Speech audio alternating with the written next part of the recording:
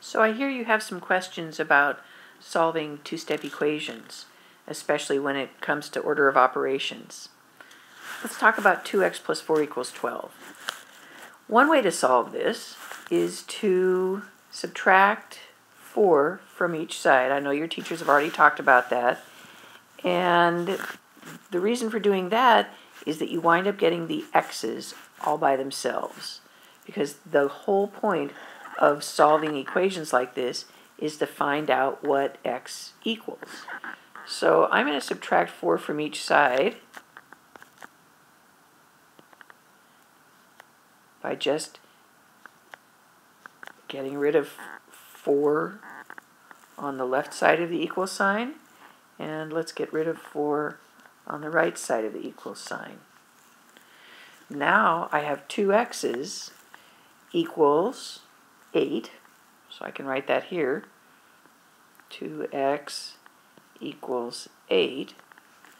And now what we can do is we can just divide both sides into 2 equal parts.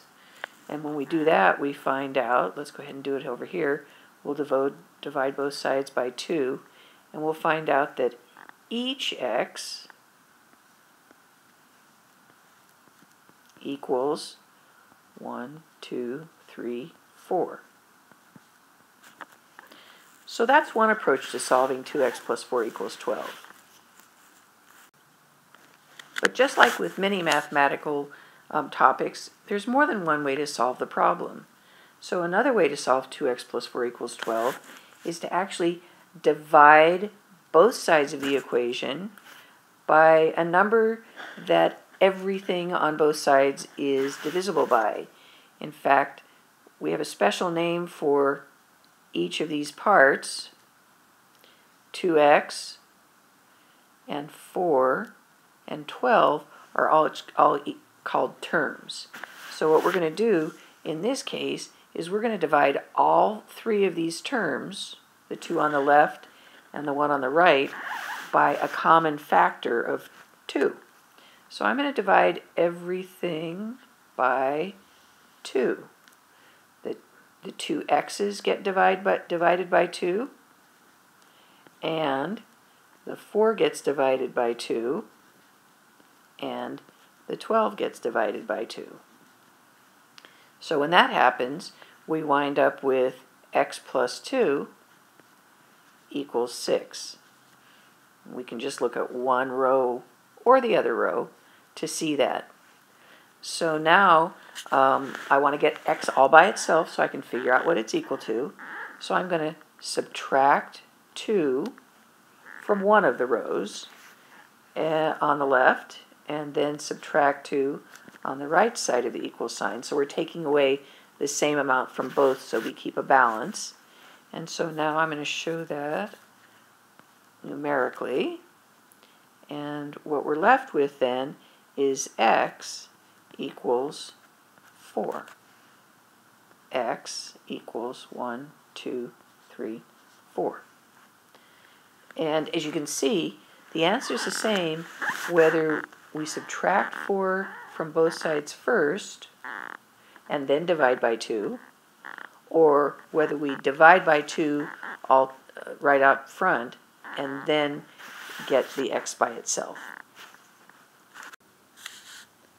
The reason your teachers probably told you that the best idea for solving two-step equations is to subtract the constant number first shows up when we look at a problem like 2x plus 5 equals 12.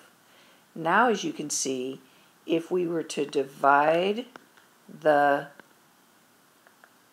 x's and the 1's into 2 equal groups right off the bat, we would wind up with a fraction. And there's nothing really wrong with fractions, but they can get a little messy, and people tend to avoid them when they can in these kinds of problems.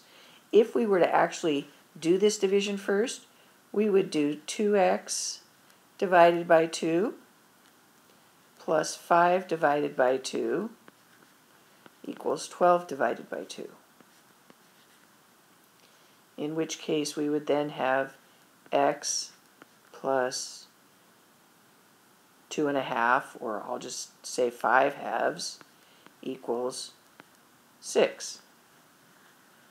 Now we have to get x by itself, which means we have to subtract by 5 halves, or 2.5, and that means we're going to subtract the other side by that as well. So then we'll wind up with x equals, and let's see, 6 minus 2 is 4, and 4 minus another half is 3.5. So we could say that x equals 3.5. 3.5. So now let's try solving this using the approach of subtracting the constant term first. So we're going to do 2x plus 5 equals 12, and we're going to subtract 5 from both sides first, just like this.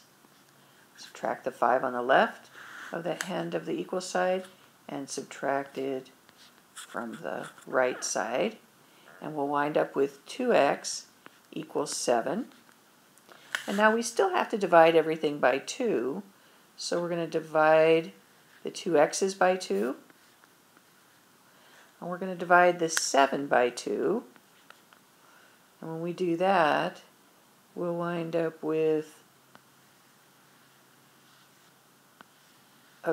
two groups with 3 in each. Then we have this one last one that we have to divide in half. So in that case, we'll wind up with x equals 3.5. So whether you divide by 2 first or you subtract 5 first, you're going to wind up with the same answer. It just maybe depends on your personal preference, whether you want to subtract a fraction or whether you want to divide to get your fraction. So I hope this has helped you think a little bit more about the questions of order of operations and two-step equations. Let me know if this was helpful. Thanks. I'm Dr. Henry from UC Irvine.